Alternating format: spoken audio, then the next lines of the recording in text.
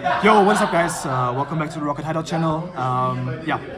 It's been a while. I guess we've all been grinding Alliance Insights, but I just got first place as a case tournament. I even got a nice trophy. I guess this is like kind of a starting point. Maybe we can just update you guys on our journey to nationals. Maybe that's a cool idea. And we start with this. And I guess we played something old reliable on the channel. We played Malice, which, by the way, it's the first trophy Malice won.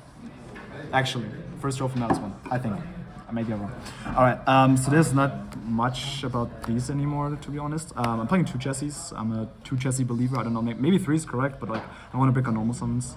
And then of course the star of the show. Shoutouts to Evran for lending me these. So very, very cool.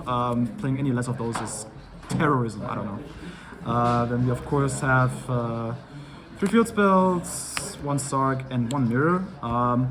Maybe you can say more about this card. I think it's just nice to combo, and like sometimes you draw it, and it's always good. Yeah, regarding combos, it's just nice, especially once you get to know those combos that end up adding Mirror to your hand and using it as a disruption within your own turn.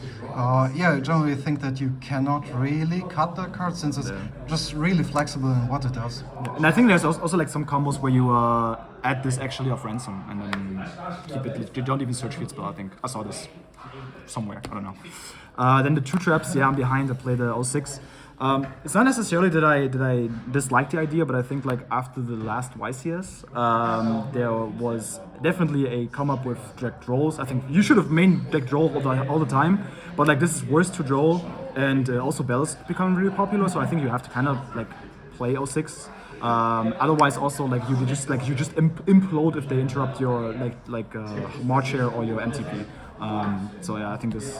I like the 06 still. I don't know. Yeah, even in the main deck there are plenty of outs to the standard board of just Hare and Bomber, since Bell is starting to get popular in the main, and if you're basing your main disruptions just off of Bomber, you start to lose to main deck calls such as Droplet or a hard-drawn Imperm. Yeah. So I generally felt really well about GWC06. Well, I mean, I think Danilo came up with the idea originally. It's nice for sure, but like I don't know. Maybe I'm playing on training wheels. It's fine. It's okay. Then of course we play the broken cards. These are so busted. I don't know. Like maybe they're even crazier than here. I don't know. But like these cards are just so crazy. Then I play 2 Allure for consistency.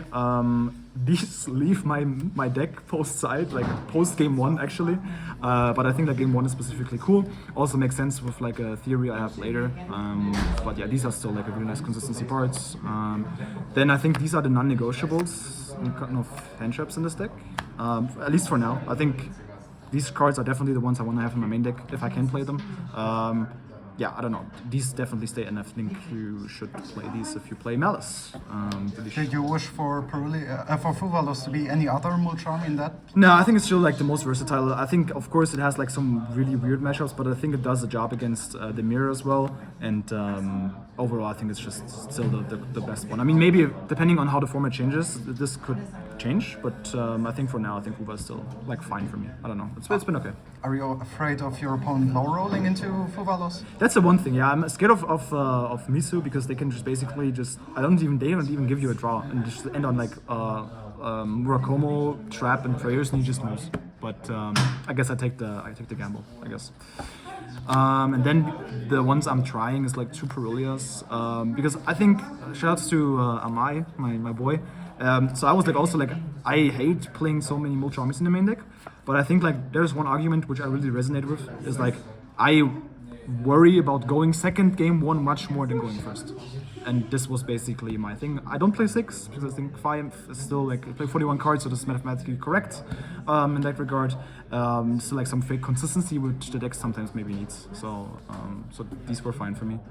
And then I play 2 Nibs, 2 Imperms. So Imperms, I really dislike this card, so it does nothing. But I think someone came up with the argument that you kind of need this card against Detonator, and I agree with, which is why I think this is like this cool stuff. I think I did this twice in the last couple of days, where I just like allured into impermanent and was able to out a detonator. But I really dislike the card in general. And Nib is like the same. While I like Nib as a general card, but it just does not enough against Mitsurugi, in my opinion. Against Malice is good, but I think like Malice is actually the only deck where it actually matters. It feels like so. Like 2 was fine, and then the 41st card. It's not talents. It's I don't know, the European Kolbai. I don't know. Felt great. Just in general, like. Yeah, you have the mulch armies, you have bells sometimes, so it's just a solid card. Then for the side deck, I think we can go over this. So it's still, everything is all work in progress, right? So, but for now I played, for going first, I played the 2 Imetius and the 1 Talents. This could easily be just a 3 Imetiu, maybe. I think about this. And then Solemn Warnings. So this is basically the better strike right now, because it's able to negate the Mitsurugi ritual spell, which I think is quite important, and it does the same, right? It negates summons, which matters. It negates like ransoms and whatever, so it's really scary card in general, and overall it just does the same. I guess it cannot negate Lancia in turn 3, so but I think you don't really worry about this anymore. So this is a 6 for going first, and then for the Malice I played 2 Phantasmes, 3 Lancia, and 2 Meows. For siding pendants, this is actually fine. I also don't want to play too much mulch armies, and I think Phantasm is really good if they because this is really strong, and if they low roll, you can basically like this always checks mirror, and if they only have mirror, because sometimes mirror against Malice is the only card which they have to get all their interruptions rolling, and if you're just able to floodgate it, it's really strong. And then I tried this card today. So I needed a place for Mitsurugi and Riser, and this fit both. Originally this was Bell, but like I think Bell is still too high rolly against Mitsurugi, so it can still like be really annoying, and this card is just does the job very consistent what it does, because I think you worry about the most against Detonator and against Murakomo. This checks one of them, so or even both, and yeah, I like this card a lot. So this is the side, and then for the, I guess after we're done with this profile, we can talk about some options, but this is the X deck right now. This is non-negotiable. I guess this too, this as well. SP, Loki, I don't know. This card might leave. I don't know. Didn't do it too much, to be honest. Yeah, I don't know. Could be. I guess it's actually good against those cards. So you can still force something out, but I don't know. Didn't came up for me a lot. Dark, I was originally not playing this card, but this card is crazy. Definitely happy that I included it, because yesterday I had like some crazy matches where this was really good. So definitely don't want to miss it. Then the 3 links, of course, 1 firewall, 1 bomber. I mean, basically 4 link force. So I think Mika, we were talking about this earlier. Maybe this card needs to go. I don't know, because it's so whatever. You can always just end on those if you want to, and I don't even think you always get to full combo anyways. So this doesn't, and as a half board, this is definitely the worst option. So until now, like it's solid, but maybe you don't need it. I don't know. It's also something to consider. And then I main decked. I guess it's kind of the tech which got popular also by the Americans is early. It's really strong because every starter with backup deals with Chaos Hunter, which I really like. It's really consistent in what it does, and you can also sometimes do some cool boards and cool interaction with it. So I really like it for now. I think you already need it because I don't want to play Cerberus. Cerberus is too neg, and they just hunter you on your Splash Mage because I don't play Lizardos. I think I kind of have to play this card. So yeah, that's the extra deck. And then I guess we can talk about some options because there are I think a lot of like different approaches right now from the list. I think Mika played a completely different list than mine. So I guess we can talk about those. I guess for the extra deck we can play those too. This I originally was playing, but today I cut it because it didn't come up for me. The same was from IP, where I think IP low rolling with IP is really nice because I would like to end on with IP and Ransom on the Lancia and like Malice in the mirror set. I really like it because it's so much disruption and also layered. I guess Bomber does the same pretty much, so it's like, I guess it's fine, but I ended up cutting those. And then I think there's a discussion about like Bystials. I think Felix playing Swiss Nationals right now, he's playing even more Bystials than me. I think these are just personally really subpar. I didn't play it enough with them against Mitsurugi, so maybe this is an option. But I don't see them being so good. I guess there's an argument to say that these are good as a third hand trap, but I don't know. Like third hand trap is all really crazy. I mean, what do you think about it? You played them, right? I mean, Yeah. sorry, your cards. Yeah, I started those two. I treated them mostly as a means for going first. Yeah, fair enough. Since they're more or less engine. Like there are so many 1+ combination of your cards that you may open that just make Bystial straight up full combo. Like Yeah. backup suddenly becomes a legitimate star to combine with a Bystial in hand.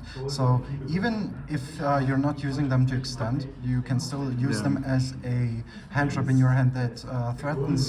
It also makes Bomber a lot better, right? Yeah, exactly. So you have like more Bomber pops, which this is the only reason I like. I think if I would play Bystials, I only would play both those two though. Like I know there's no Ball Drake in my deck. Like I don't think this card is too nick, in my opinion, personally. But yeah, these is definitely some options. Then I've been saying that since day -20. The second wizard, low key, it's kind of nice. It's kind of nice. All I'm saying. It's because I was thinking about like changing like main decking the I-Meteors instead of the Allures, but then I was like, this is specifically game 1. This is too negative like, against roll, so I was like keeping the Allures.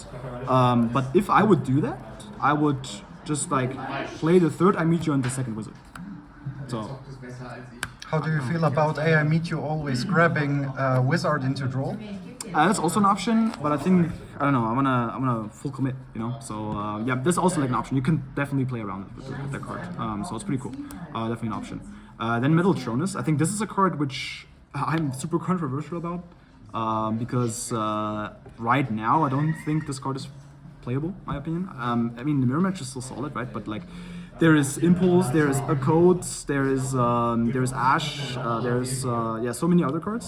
So I don't think these cards are necessarily good right now. I think Julian and I played them in Providence, and they've been the worst cards in their deck. They said so, which I could definitely see. Yeah, especially right now, you cannot really afford yourself to run a copy of Detonator to always be able to out it, since dual drive sticking means that Nibiru can no longer Metal Tronus the Detonator away. Yeah, and it's also like maybe it's a misconception. But like I don't think like even though Detonator is still in the format, I don't think it's the biggest threat. But I mean Detonator is obviously really good, but it feels like I rather want to stop Murokomo and everything else. So it's weird. I don't know what to cut max for. Like it's already like so many options. And then this card. I was playing this in the beginning too. Maybe it's like now the meta is so different that it's like has just solid coverage overall. Yeah, these could just easily get interchanged and then it would be the same. Actually, that's actually not a good idea. Instead of like the fucking sales pants, I play droplets. It's actually a good idea. Yeah, I mean, obviously there's some other approaches to the deck. Even like not playing Charmies in the main deck is also something because it's also valid to say. But yeah, I think hopefully you will see some more episodes of this like little mini series soon. Our Road to Nationals, basically. And yeah, I think we're playing the Berlin 3v3 Starlight Tournament. That's up next. That's, I think, the latest you will see the next video about it.